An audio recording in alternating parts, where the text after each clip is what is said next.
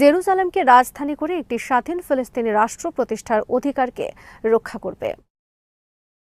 ফিলিস্তিনের পশ্চিম তীরকে সংযুক্ত করার ইসরায়েলের চেষ্টার পর বড় ধরনের ধাক্কা খেয়েছেন নেতানিয়াহু। ইসরায়েলি পার্লামেন্টে প্রাথমিকভাবে পাশ হওয়া এই বিলের বিরুদ্ধে হুঁশিয়ারি দিয়েছেন মার্কিন প্রেসিডেন্ট ডোনাল্ড ট্রাম্প। বিশ্বজুড়ে এ নিয়ে নিন্দার ঝড় উঠেছে।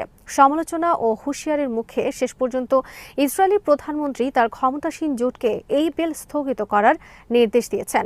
ইসরায়েলের সংবাদ মাধ্যম ইয়েদিওত আহরনোত জানিয়েছে, জোটের চেয়ারম্যান ওফির কাটস বলেছেন, নেতানিয়াহু তাকে পরবর্তী নির্দেশ না দেওয়া পর্যন্ত পশ্চিম তীরে সার্বভৌমত্ব প্রয়োগের বিষয়ে কোনো প্রস্তাব উত্থাপন না করার নির্দেশ দিয়েছেন।